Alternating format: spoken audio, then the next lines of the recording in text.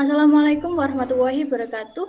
Perkenalkan kami dari kelompok 8. Pada kesempatan kali ini kami akan mempresentasikan hasil produk kami sebagai tugas akhir dari mata kuliah kewirausahaan. Produk kami diberi nama Giftbox yang berasal dari bahasa Inggris di mana gift sendiri berarti hadiah, sedangkan box berarti kotak. Jika digabungkan artinya menjadi kotak hadiah. Hal ini selaras dengan bisnis kami yaitu sebagai e-marketplace pengiriman dan pembelian hadiah. Berikut akan saya perkenalkan anggota dari kelompok kami. Yang pertama ada saya, Leona Asinwanda sebagai CEO, kemudian ada Iza Taskia sebagai CTO, kemudian ada CFO Ainun Rizkyani Fadilah, kemudian ada CMO Muhammad Fauzan Hiswantoro, kemudian ada COO yaitu Fajar Wirahadi Kusuma. Latar belakang dari pembuatan bisnis Giftbox sendiri adalah karena banyak hal yang bisa dilakukan seseorang ketika mengungkapkan bentuk perhatian dan serta kasih sayang, dan apapun akan dilakukan oleh seseorang yang dengan maksud untuk membuat orang yang kita cintai merasa terkesan. Salah satunya adalah dengan memberikan hadiah. Dengan latar belakang tersebut, kami memiliki ide untuk membuat bisnis Giftbox. Giftbox sendiri adalah sebuah perusahaan pengiriman hadiah yang berbasis digital dengan memodelkan bisnis marketplace dan mall online. Giftbox sendiri menyediakan tempat untuk setiap individu, baik dari toko kecil maupun brand besar, untuk bisa mengelola toko online mereka sendiri. Tujuan dari bisnis ini adalah untuk membantu semua orang untuk menunjukkan kasih sayang mereka melalui pemberian hadiah, kemudian menjadi marketplace pemberian hadiah yang aman dan terpercaya. Yang ketiga, menjadi marketplace pemberian hadiah dengan harga yang sesuai dengan semua kalangan yang ada, tetapi selalu terjaga kualitasnya. Ya, saya sendiri Muhammad Fauzan Hiswantoro sebagai Chief Marketing Officer ingin mempresentasikan tentang strategi pemasaran yang digunakan oleh Giftbox. Di strategi pemasaran ini kami menggunakan strategi pemasaran 4P.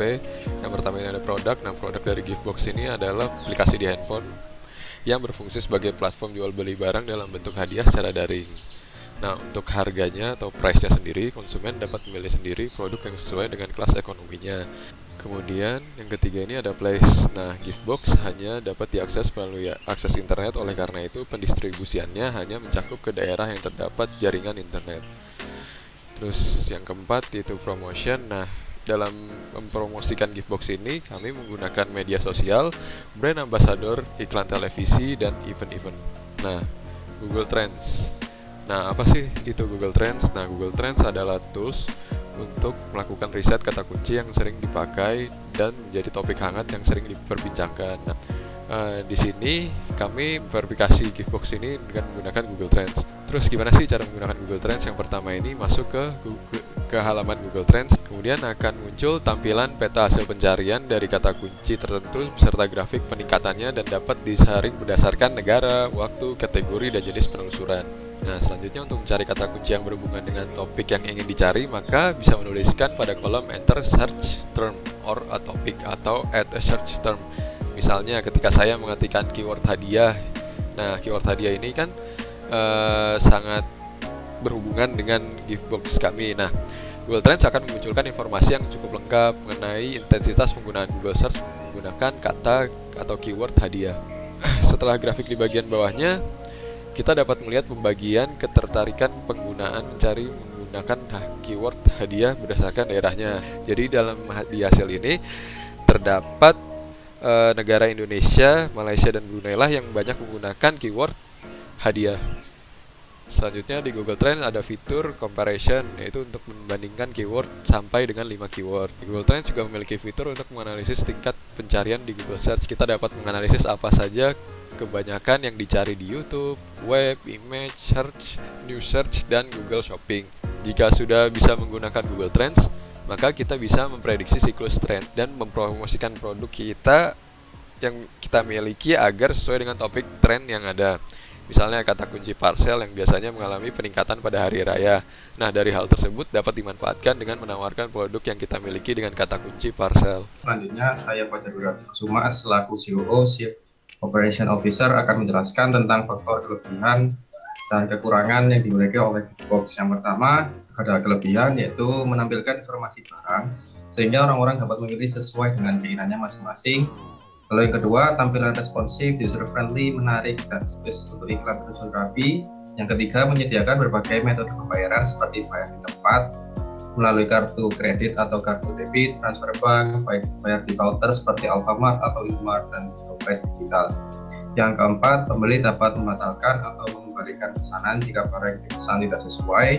Yang kelima, transaksi antara pembeli dan penjual dilakukan secara cepat, mudah, dan murah. Lalu, adapun kelemahan dari Giftbox yaitu rawan terjadi penipuan. Lalu yang kedua, kadang barang yang dipesan tidak sesuai dengan yang kita inginkan atau beda dengan yang ditampilkan. Lalu ada peluang dari Giftbox yaitu banyaknya hari besar di Indonesia seperti Natal, Hari Raya, dan sebagainya, yang mana biasanya orang-orang mengirim hadiah. Lalu yang kedua, pengemasan barang cantik, unik, yang membuat berbeda dengan e-commerce pada umumnya. Dan yang terakhir, ancaman dari Giftbox yaitu banyak penjual yang tidak jujur dalam menjual barang. Lalu yang kedua, banyak kompetitor yang notabene telah menguasai pasar yang ada seperti Lazada, Shopee, Tokopedia, dan lain sebagainya. Selanjutnya, saya juga akan menjelaskan bagaimana Giftbox menerapkan Google Business. Google My Business adalah sebuah tools pada Google yang diluncurkan untuk mempermudah untuk mengetahui informasi bisnis. Jadi Google Business berfungsi untuk memaksimalkan potensi yang dimiliki dari perusahaan kami.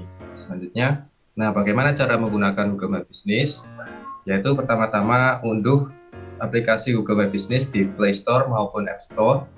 Lalu buka aplikasi Google My Business yang sudah diunduh, lalu akan muncul tampilan seperti gambar.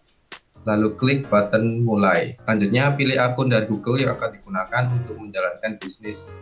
Selanjutnya pilih kategori yang sesuai dengan bisnis kami, seperti contoh Giftbox, yaitu e-commerce service. Kemudian akan muncul tampilan untuk menambahkan lokasi toko atau kantor dari usaha kami. Untuk memperjelas alamat lokasi, Google My Business meminta posisi penanda lokasi persisnya di mana usaha kami berada. Selanjutnya akan diberi pertanyaan apakah usaha kami dapat melayani pelanggan di luar lokasi. Saya sebagai CFO, Chief Financial Officer, akan menjelaskan lanjutan dari Google My Business. Nah, untuk menjalin hubungan dengan pelanggan dalam memberikan info terbaru mengenai usaha kami memberikan nomor telepon yang dapat dihubungi. Setelah semua terisi, maka dapat mengklik tulisan bagian bawah selesai untuk ke proses selanjutnya. Kemudian, lakukan verifikasi agar dapat sepenuhnya mengelola dan mewakili usaha dari Google My Business. Pada bagian pelanggan, dapat melihat pengikut dan ulasan dari pelanggan mengenai usaha yang dibuat. Pada menu profile, dapat dilakukan penambahan gambar logo, foto sampul, maupun informasi lainnya yang dibutuhkan untuk usaha kami. Nah, untuk analisis keuangan Giftbox dibagi menjadi dua, yaitu kebutuhan fungsional dan pengadaan. Jenisnya terdapat dua, yaitu kantor dan pengadaan. Kantor memiliki fungsi administrasi, keuangan, operasi, dan pemasaran dengan subtotal sebesar 165 juta dengan biaya per bulan sebesar 11 juta. Kemudian ada jenis pengadaan terdiri dari fungsi requirement, selection, dan produk dengan subtotal sebesar 125 juta dengan total keseluruhan biaya kebutuhan fungsional dan pengadaan sebesar 290 juta dengan biaya per bulan 11 juta. Kemudian ada kebutuhan finansial. Yang pertama ada kebutuhan fasilitas dan pengadaan. Kemudian ada kebutuhan pelatihan dan inventory.